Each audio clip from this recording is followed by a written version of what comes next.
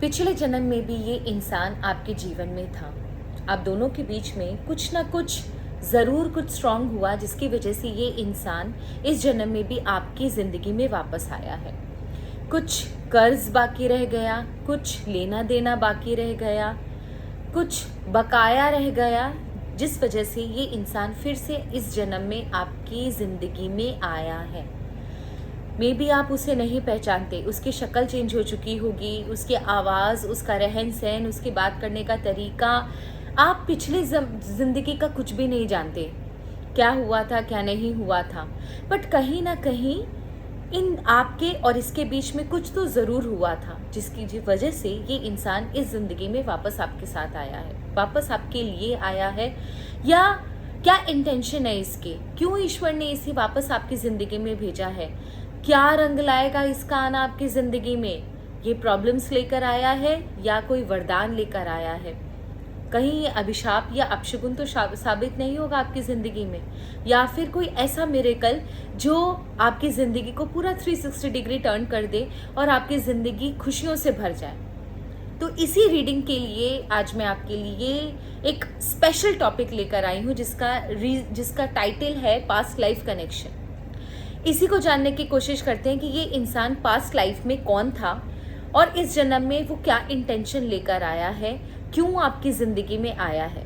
So without wasting let us start our reading. आपको करना ये है, आपको सिर्फ 2 नंबर में से एक नंबर चूज करना है, नंबर 1 या number 3, which ever number you think is resonating with you. आपको जैसा नंबर ऐसा लगे कि हाँ ये नंबर मेरे साथ रेजोनेट पक्का से करेगा, वही नंबर आप चूज़ कर सकते हो। सो विदाउट वेस्टिंग मोमेंट आप प्लीज़ एनर्जी को एक्सचेंज कर लो, क्लेम कर लो कि हाँ जो भी इसमें निकले वो आपके लिए हेल्पफुल हो एंड आपके सारे क्वेश्चंस का आंसर यहाँ पर आपको मिल जाए। सो जिन्होंने नंबर 1 चूज़ किया है उनके लिए स्टार्ट करते हैं।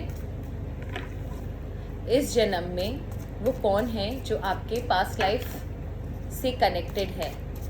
इस जन्म में वो कौन है जो आपके पास्ट लाइफ से कनेक्टेड है। इस जन्म में वो कौन है जो आपके पास्ट लाइफ से कनेक्टेड है। जिन्होंने नंबर 1 चूज़ किया है, okay, there is a lady, there is a lady, there is a lady, oh my God, wait I will tell you. There is a lady, ये आपके पास्ट लाइफ से connected है। आप दोनों के बीच में कुछ ना कुछ अप्स एंड डाउन्स चलता रहता है। मे बी आप शायद इसके लिए प्रॉब्लम्स क्रिएट करते हो या ये आपके लिए प्रॉब्लम क्रिएट करती है। समथिंग दोनों के बीच में ना काफ़ी ज़्यादा अप्स एंड डाउन्स है। हाँ, लेकिन ये चीज़ कंफर्म है कि यहाँ पर ना कार्मिक सर्कल बहुत ज़्यादा स्ट्रॉन्ग है, क्योंकि दोनों कार्ड मुझे मिले हैं, द वर्ल्ड का card and the wheel of Fortune का कार्ड। तो ये आप समझ के रखिए कि आप दोनों के बीच में कनेक्शन बहुत ज़्यादा स्ट्रॉन्ग है। कर्मा यहाँ पर बहुत इंपॉर्टेंट रोल प्ले कर रहा है। There is a huge thing has happened, chance of huge thing has happened, very जिससे बोलते हैं ना grave things has happened in your past, जिसकी वजह से कर्मा इतना ज़्यादा स्ट्रांगली निकल कर आया है। एंड ये इंसान ना एक बहुत ज़्यादा एक बोलते हैं ना एक ज़िद के साथ आया है आपकी लाइफ में। आप दोनों के बीच में पास्ट लाइफ में कुछ ना कुछ बहुत स्ट्रांग हुआ था, क्योंकि karma has played a major role in bringing this person back into your life. किस बात का? ओके, तो एक चीज़ मैं आपको बता दूँ, ये इंसान आपके लिए कोई हैप्पी जर्नी लेकर नहीं आया है, आपको कुछ अच्छा करने के लिए आपकी लाइफ में नहीं आया है। This person has entered in your life to create troubles for you. कुछ आपके लाइफ में पास्ट का बहुत स्ट्रॉन्ग कर्मा इसके साथ रह गया, जिसकी वजह से ये इंसान वापस आपकी लाइफ में आया है। एंड उसके जो बकाया जो आपने उसके साथ बुरा किया था, देखिए मैं हार्श हो सकती हूँ, आपको बुरा लग सकता है, बट जो सच है मैं आपको वही बता रही हूँ। पिछले जन्म में आपने इसके साथ कुछ ना कुछ ज़रूर ऐसा किया होगा, जिसकी वजह से इंसान आपकी लाइफ में आया है और कोई ज़िद लेकर आया है। इसके मन में कोई कुंठा है, घुटन है, ना चाहते हुए भी ये आपको पसंद नहीं करता। और उसके दिमाग में ना एक चीज़ है कि आपके लिए चैलेंजेस क्रिएट करना, आपके लिए प्रॉब्लम्स क्रिएट करना, आपके साथ झगड़े करना। आप कितना भी ट्राई करते होगे, इस इंसान के साथ ना आपकी बातचीत अच्छी नहीं होती होगी। आप 1 मिनट के लिए बहुत अच्छे हो जाते होगे, आप दोनों का रिलेशनशिप बहुत अच्छा हो जाता होगा, उसके बाद द वेरी नेक्स्ट मोमेंट आप दोनों के बीच में कुछ ना कुछ प्रॉब्लम शुरू हो जाती होगी। देखो, इसमें आपका कसूर नहीं, इसमें उसका कसूर नहीं, ये डेस्टिनी है, ये ऐसी है और ये ऐसी ही रहेगी। आप दोनों के बीच में पास्ट लाइफ में जो भी कर्म उधार रह गए थे आपके, अब इस जन्म में वो आपको ज़रूर भुगताएगा। इससे कोई बचाव नहीं है बंधु। और मैं आपको झूठ भी नहीं बोल सकती कि सारी गलती उसकी थी, आपने कुछ भी नहीं किया था जस्ट बिकॉज आप मेरे व्यूवर्स हो। नहीं, आपने ज़रूर इसके साथ बहुत बुरा किया है पिछले जन्म में, जिसका अभी भी ऋण आपको चुकाना बाकी है, कर्ज आपको चुकाना बाकी है।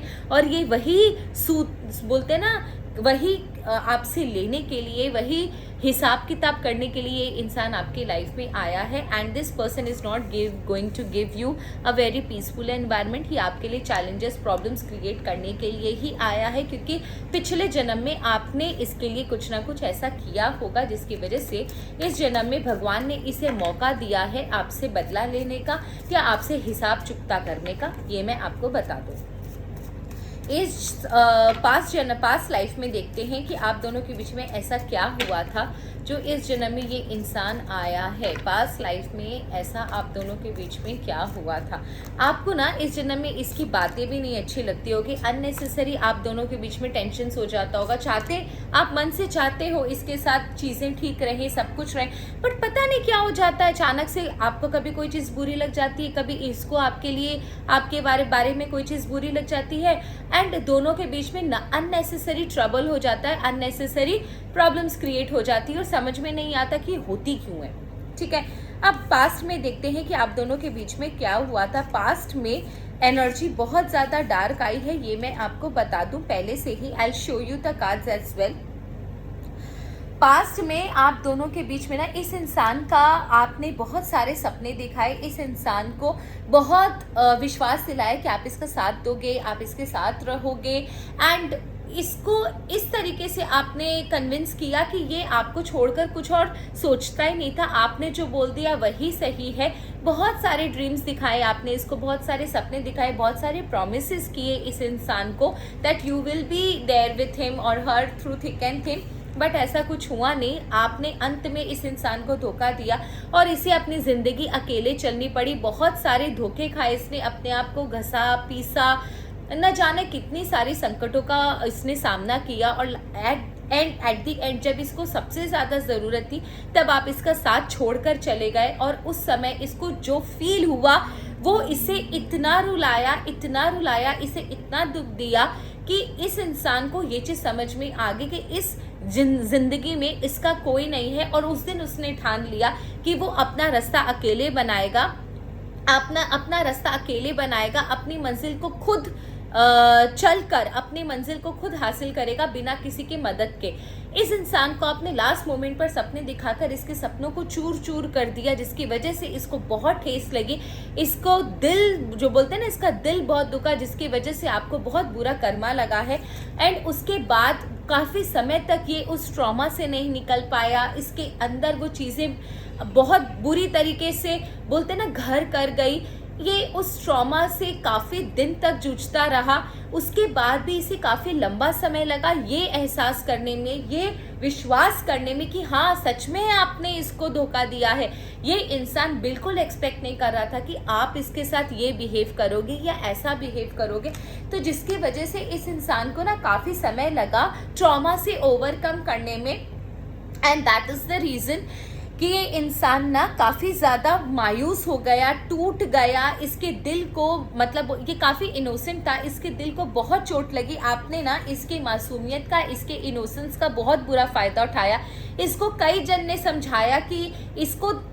ने समझाया और इसको दिखाई भी दिया कि हाँ, आपने इसको धोखा दिया है, लास्ट मोमेंट पर आप इसको छोड़कर भाग गए। बट ये इंसान किसी हाल में भी आप इसके साथ ऐसा करोगे मानने के लिए रेडी नहीं था। काफ़ी लंबे समय तक फिर भी ये आपसे इमोशनली कनेक्टेड रहा, रोता रहा, अंदर इसके दिल में बहुत दुख होता रहा, लेकिन आपको दया नहीं आई और आपने इसके लाइफ में इसका साथ नहीं दिया। उसके बाद जो इसे चोटें लगी, इस जर्नी में जो इसे चोटें लगी ना पास्ट लाइफ में, उसके बाद इसने ना चीज़ों को डिफरेंट पर्सपेक्टिव से समझना सीखा। जो इसकी लाइफ में ठहराव आया, ब्रेक आया, प्रॉब्लम्स आई, इसकी लाइफ जो डैमेज हुई, ये इमोशनली जो डैमेज हुआ, उस समय इसको समझ में आया कि चीज़ें क्या होती हैं, धोखा क्या होता है, लोग कैसे रंग बदलते हैं। उसके बाद इस इंसान ने बहुत कुछ चेंज किया अपनी लाइफस्टाइल में, अपने थिंकिंग में, कैसे ये in processing of his thoughts अपनी लाइफ में बहुत सारे चेंजेस करे, और उसके बाद इसने डिसाइड किया कि अब ये प्रैक्टिकल होकर ही लाइफ अपनी चलाएगा। नो नॉनसेंस टॉक, किसी की भी बातों में नहीं आना, जो सामने है, जो प्रत्यक्ष है वही सही है, बाकी दुनिया क्या कहती है क्या नहीं कहती है मैं किसी पर विश्वास नहीं करूँगा, क्योंकि लोग मुझे धोखा देकर चले जा रहे हैं। ये था आप लोगों का पास्ट लाइफ, बहुत कुछ प्रॉब्लमेटिक रहा था। एट प्रेजेंट ये इंसान आपकी ज़िंदगी में क्यों आया है, इसकी ट्रू इंटेंशंस देखते हैं। ईश्वर प्लीज़ मुझे बताएं इस इंसान के ट्रू इंटेंशंस क्या है। ईश्वर प्लीज़ मुझे बताएं इस इंसान के ट्रू इंटेंशन क्या है। ईश्वर प्लीज़ मुझे बताएं इस इंसान की ट्रू इंटेंशन मेरे व्यूअर्स के प्रति क्या है।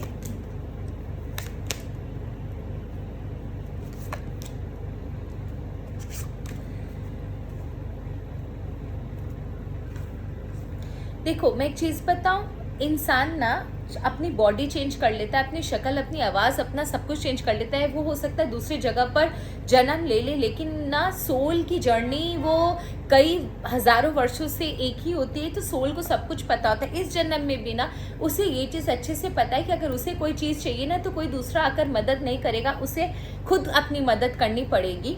एंड एक चीज़ मैं आपको my God, you can't even imagine, rebirth का कार्ड आया है। मैंने ओशो निकाला है, ओशो ज़ेन कार्ड है, टैरो को हटाकर ओशो ज़ेन निकाला एंड सी रीबर्थ का कार्ड आया है। ये इंसान आपकी लाइफ में फिर से आया है नया जन्म लेके एंड नई चीज़ों का आगमन करने, आपको ये एहसास दिलाने कि आपने क्या किया था इसके साथ। ये आपके सामने बहुत ज़्यादा एक बोले ना नाइफ बन के रहता होगा, आपकी एनर्जी इसके साथ मैच नहीं करती, बट ये अंदर से आपको बिल्कुल पसंद नहीं करता, बिल्कुल भी पसंद नहीं करता। एंड इसे बड़ा मज़ा आता है जब आप मोहताज होकर किसी की तरफ मदद के लिए गुहार लगाते हो। इसके मन में ना एक हमेशा एक ही चीज़ है, आपको डिमोरलाइज करना, आपको मदद के लिए आपको डिपेंडेंट बनाना, ताकि आप ना हमेशा ना वीक रहो, आप इसके चंगुल से ना निकलो। या अगर आप इससे मदद नहीं भी मांग रहे हो ना तो भी ये हमेशा ना जब भी आपको वीक देखता है ना, इसके अंदर एक सेटिस्फैक्शन मिलता है कि हाँ चलो अच्छा हुआ अगर ये इसके लाइफ में प्रॉब्लम है तो। ये एक्चुअल में ना ये वही चीज़ें हैं जो इसकी पास्ट लाइफ का रिग्रेट जो है ना, वही चीज़ें इसको आज भी कचोटती हैं, और ये चाहता है कि आप हमेशा वीक रहो, आप आगे ना बढ़ पाओ, आप हमेशा मदद के लिए दूसरों को देखो, इससे बड़ा सेटिस्फैक्शन मिलता है। ऐसा बात नहीं है, ये आपके लिए ना बहुत दूर की सोच के बैठा हुआ, ये मैं आपको बता दूं। इसके पास और भी लोग हैं लेकिन पता नहीं हाथ धोकर आपके पीछे पड़ा हुआ है। एंड मैं एक और चीज़ बता देती हूँ आपको, maybe this person is going to approach you, थोड़ा सा प्यार से बोलकर, थोड़ा सा सब कुछ पोलाइटली बोलकर आपको अप्रोच करने की कोशिश करे, एंड आपको ऐसा दिखाए कि ये this person is always there to help you out. But ये क्या इंसान आपकी हेल्प करेगा? नहीं, ये आपको डेड एंड में लाकर छोड़ देगा। आप खुद अपने कार्ड्स देखो, आपको डेड एंड में लाकर छोड़ देगा। ये ऐसा दिखा रहा है कि ये आपके साथ है, कोई आपके साथ हो चाहे नहीं हो, ये आपका साथ हमेशा देगा और आपको अप्रोच भी करेगा, बड़ा पोलाइटली बात करेगा। लेकिन उसके बाद जब आप सबसे ज़्यादा प्रॉब्लम में होंगे, आपको मदद की ज़रूरत होगी, उस समय ये आपको छोड़कर भाग जाएगा। क्यों? क्योंकि आपने भी पास्ट लाइफ में इसके साथ यही किया है, तो इसकी सोल इससे वही चीज़ करवा रही है जो आपने इसके साथ किया है। तो ये है आप लोगों की रीडिंग। आपके लिए सजेशन निकाल लेते हैं। Number 1, what is the suggestion of number 1, then we will move on to number 3, then we will move on to number 3। Okay, आपके लिए सजेशन निकाल लेते हैं। Any card I will choose. Intensity, आप अपना काम से काम रखिए, अपने काम को किसी के भरोसे मत छोड़िए, किसी पे डिपेंडेंट मत रहिए। आपकी अपॉर्चुनिटी आपको मिलती है, इंटेंस एक्शन लीजिए, टाइम वेस्ट मत कीजिए। आपके अंदर अभी बहुत स्ट्रॉन्ग एंथुजियाज्म है, एनर्जी है, आप बहुत तीव्र गति से आगे बढ़ सकते हो। If you are waiting for someone to come and help you out, then you will fall in trouble and history will repeat itself. आपके लाइफ में वही चीज़ें होंगी जो पास्ट लाइफ में आपने किसी और के साथ की थी। तो ये है आप नंबर 1 वालों की रीडिंग। चलिए नंबर 3 की तरफ चलते हैं एंड लेट्स सी नंबर 3 के लाइफ में वो इंसान कौन है जिन्होंने इस जन्म में पास्ट लाइफ से एंट्री ली है। Okay, my goodness, I think number 3 are very very curious to know about them because energy बहुत स्ट्रांगली पॉपअप हो रही है, बहुत स्ट्रॉन्ग एनर्जी, बहुत स्ट्रॉन्ग फीलिंग आ रही है मुझे, स्ट्रॉन्ग इंट्यूशन आ रहे हैं that number 3 has become quite impatient, बहुत इम्पेशेंट है number 3। Let's check number 3 let's check number 3, please मुझे बताएं नंबर 3 के लाइफ में वो इंसान कौन है जो इनके पास लाइफ से एंटर कर रहा है। Okay, I am going to choose random cards with my eyes closed. Okay.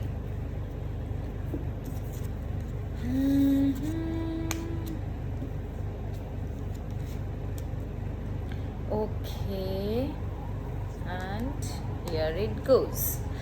ये इंसान वो है जो आप जब सबसे ज़्यादा प्रॉब्लम में थे, आपकी लाइफ में बहुत ज़्यादा प्रॉब्लम चल रही थी and you were demanding someone, you were thinking about someone जो आपकी आकर हेल्प कर पाए, और ये इंसान आपकी लाइफ में आया जब आप पूरी तरह ज़िंदगी से हार चुके थे, आपकी ज़िंदगी में कोई भी आशा नहीं बची थी, आप पूरी तरह थक चुके थे, आपको एक सहारे की ज़रूरत थी, आपकी ज़िंदगी का वो सबसे डाउनफॉल वाला पीरियड था एंड आपको अपनी लाइफ में एक सहारा चाहिए था जो आपको सही रास्ता दिखा पाए या आपको एक सही जगह पर ले पाए। उस समय इस इंसान की एंट्री हुई, ये इंसान आपकी लाइफ में एंटर किया एज अ विश्वास, आपको इसको देखकर लगा कि हाँ ये इंसान आपकी ज़रूर मदद करेगा, आप पूरी तरह इससे कन्विंस हो गए, लेकिन ये इंसान आपको ज़रूर धोखा देगा, चीटिंग करेगा आपके साथ। जैसे ही इसे मौका मिलेगा आपको बेवकूफ़ बनाकर चकमा देकर निकल जाएगा, आप पूरी तरह इसकी मुट्ठी में हो, ये जो कहता है वही करते हो, आप इसकी बातों को नहीं टालते, आप इस पे ब्लाइंड फेथ करते हो, लेकिन ये वो इंसान है जो आपके पास्ट जन्म का है। अब ये इंसान इस जन्म में आपके साथ चीटिंग क्यों कर रहा है वो तब पता चलेगा जब मैं आपका पास्ट निकालूंगी। तो पास्ट लाइफ में आप दोनों के बीच में क्या हुआ था, कैसा था आपका रिलेशनशिप, इस जन्म में ये इंसान आपको चीट क्यों करना चाहता है।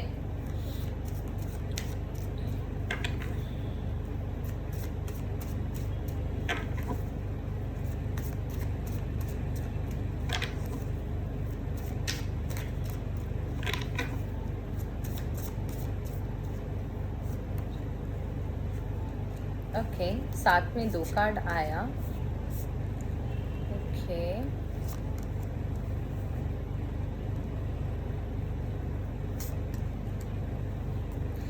मैं आपको एक चीज़ बता देती हूँ, ये इंसान ना और कोई नहीं, ये या तो आपके पिछले जन्म में आपका इसके साथ कोई लव अफेयर या रिलेशनशिप था या आप दोनों हस्बैंड वाइफ थे, आप दोनों के बीच में कोई पास्ट हुआ, आप दोनों के बीच में एक बोले ना एक बहुत बुरा पास्ट हुआ जिसकी वजह से ना इस इंसान को, नॉट ओनली इस इंसान को, आप दोनों की ना बहुत थू हुई, मतलब लोग आपके बारे में र्यूमर्स फैलाते, आपके बारे में बहुत कुछ इन्होंने बोला पास्ट लाइफ में, दुनिया ने बोला, आप इस इंसान को ना एकदम यकीन नहीं था कि आप इसके साथ कुछ ऐसा करोगे एंड आप मूव ऑन कर गए, आपने इसकी तरफ पलटकर नहीं देखा, और ये इंसान बहुत प्यार करता था आपसे, मे बी आप दोनों के बीच में बहुत स्ट्रॉन्ग रिलेशनशिप था, इसे यकीन था कि आप इसका साथ ज़रूर दोगे, इसके लाइफ में बहुत सारी अपॉर्चुनिटीज़ मिली बट इसने ना आपको ही चूज़ किया, लेकिन जब आपकी बारी आई कंट्रीब्यूट करने की, आपने कंट्रीब्यूट नहीं किया। अगर आप दोनों स्पाउस थे तो डेफिनेटली आप दोनों का कुछ डिवोर्स पक्का हुआ होगा, सेपरेशन हुआ होगा, या फिर अगर आप रिलेशनशिप में थे तो आप दोनों की शादी नहीं हुई, लास्ट मोमेंट पर आपकी वजह से दोनों की शादी नहीं हुई क्योंकि आपकी फैमिली नहीं मानी। आप दोनों की सोसाइटी में बहुत थू-थू हुई, आप पर लोग हंसते आपके बारे में बहुत सारी कहानियाँ गढ़ी गई। इस वजह से ना इस इंसान को बहुत दुख हुआ। इसके लाइफ में बहुत सारे लोग आए, इसको अपॉर्चुनिटी मिली मूव ऑन करने की, बट ये इंसान ना मूव ऑन कर नहीं पाया क्योंकि इसे लगा कि आप इसका साथ ज़रूर दोगे। इसकी फैमिली को पता चला, आपकी फैमिली को पता चला, बहुत सारी बातें हुई, लेकिन उसके बाद आपके फादर की वजह से या आपके किसी एल्डरली पर्सन की वजह से आप दोनों का जो एक रिश्ता है वो मुकम्मल नहीं हो पाया। एंड इस जन्म में इस इंसान को वही चीज़ें वापस से आपकी लाइफ में लेकर आई है। इस जन्म में इस इंसान के क्या इंटेंशंस हैं वो मैं देख लेती हूँ। इस जन्म में इस इंसान के क्या इंटेंशंस है, इस जन्म में इस इंसान के क्या इंटेंशंस है, इस जन्म में इस इंसान के क्या इंटेंशन है।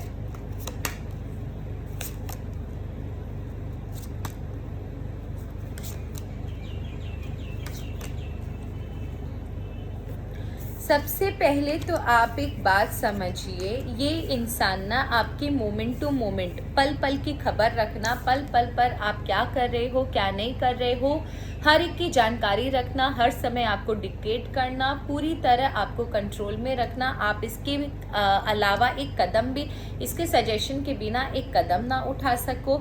एंड आपकी लाइफ, इसने ना आपको ऐसा करके रखा हुआ है कि आप जब तक इसके सामने कुछ ना बोल दो ना, आपका खाना हजम नहीं होता, या आपको ऐसा लगता है कि जब तक मैं उसको कोई बात ना बता दूं मैं चुप नहीं रह सकता, मैं बैठ नहीं सकता। तो आप ना पूरी तरह इसके कंट्रोल में हो। इसने आपके दिमाग में ऐसी चीज़ें डाल के रखी या अपनी इमेज को ऐसा बना के रखा है कि आप, ये बहुत रिसेप्टिव है आपके लिए कुछ भी करने के लिए तैयार है। आप जो चाहे उसको बोल सकते हो, ये किसी बात के लिए आपको जज नहीं करेगा, लेकिन एक्चुअल में ये है कुछ और दिखा कुछ और आई। जितना प्यारा सॉफ्ट है वैसा दिखाई नहीं दे रहा। आपको एक पिंजरे में कैद किए जा रहा है, एक इमोशनल पिंजरे में कैद किए जा रहा है, जहाँ से आप इसकी परमिशन के बिना निकल ना सको। पिंजरा ओपन है, आप चाहो तो निकल सकते हो, पर बात यही है कि आप चाहोगे ही नहीं क्योंकि आप इसकी इतनी कंट्रोल में हो। एंड उसके बाद ना ये आपको इतनी बुरी तरीके से कंट्रोल कर लेगा, कैप्चर कर लेगा कि आप, ये जो चाहेगा वो आपकी ज़िंदगी में होगा, ये जो चाहेगा वो आपसे करवाएगा। आप अपनी विल पावर, अपनी इच्छा, अपनी डिज़ायर, अपनी नीड को बिल्कुल भूल जाओगे और आप इसकी तरह ऐसे इसके अंदर में चले जाओगे कि ये आपके लिए धीरे धीरे भगवान बन जाए। एंड उसके बाद जिस दिन इसको मौका मिलेगा उस दिन ये इंसान आपकी लाइफ से टाटा बाय बाय करके भाग जाएगा। आपके ट्रस्ट को बहुत बुरी तरीके से चोट लगेगी। सो बी वेरी केयरफुल। इस इंसान के चंगुल से आप जितना जल्दी हो सके निकल जाओ। Past is past. अगर आपको पास्ट लाइफ का अगर ये लगता है कि हाँ आपने कुछ गलत किया था पास्ट लाइफ में, तो आप ईश्वर के सामने जाकर माफ़ी मांग सकते हो कि हाँ पास्ट लाइफ में मैंने बहुत कुछ गलत किया, इस जन्म में मुझे माफ़ कर दीजिए। I don't want to repeat those things again. मैं अपनी लाइफ में भी किसी को एंट्री नहीं देना चाहता और मैं किसी और की लाइफ ख़राब भी नहीं करना चाहता। मैंने जो कुछ किया उसके लिए मैं ईश्वर से तहे दिल से माफ़ी मांगता हूँ। तो आप देखोगे कि चीज़ें काफ़ी हद तक सॉर्ट आउट हो जाएंगी और आपको इन सब चीज़ों का सामना नहीं करना पड़ेगा। आप जब तक ईश्वर से तहे दिल से माफ़ी नहीं मांगोगे तब तक आपके लाइफ में प्रॉब्लम्स रहेंगी, क्योंकि माफ़ी is the ultimate option for you out. अब मुझे सिर्फ ये देखना है आपके लिए सजेशन क्या है, तो आपके लिए सजेशन यहाँ से निकालते हैं। ये इंसान आपको इमोशनल यूज़ कर रहा है। Number 3, be very careful. Okay, आपके लिए सजेशन ये है, कोई भी डिसीजन लेने से पहले, किसी की बात सुनने से पहले चीज़ों को अपनी बुद्धि के हिसाब से नाप लीजिए। कौन आपसे क्या करवा रहा है, कौन आपको क्या कह रहा है, पहले आप चीज़ों को अच्छे से समझ लीजिए।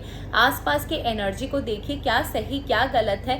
हमेशा 2 ऑप्शन अपने सामने रखिए और जो आपको बेस्ट ऑप्शन लगे, जो आपको फेवर करे, आपको सेव रखे, वो वाला ऑप्शन को आपको चूज़ करना है।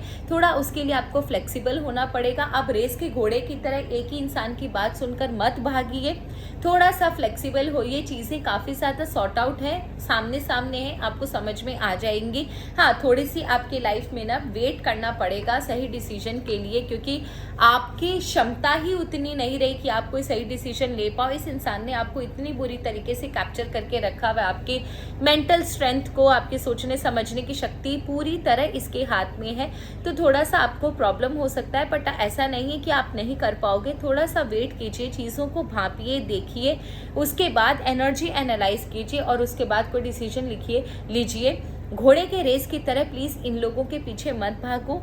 ये लोग आपको कहीं का नहीं छोड़ेंगे। ये इंसान आपसे सिर्फ आपको यूज़ करने और चीट करने के लिए आया है। आई होप आपको रीडिंग अच्छी लगी होगी और समझ में आई होगी। अगर ये रीडिंग आपसे रेजोनेट करती है तो प्लीज़ मुझे कमेंट सेक्शन में बताइएगा। एंड पास्ट लाइफ से आपको कुछ और जानना हो तो भी आप मुझे कमेंट सेक्शन में बता सकते हो। मैं सेपरेट टॉपिक पर एक रीडिंग ज़रूर बनाऊंगी। That's all for today. Thank you. Have a nice day. Her her Mahadev. God bless you all and I love you.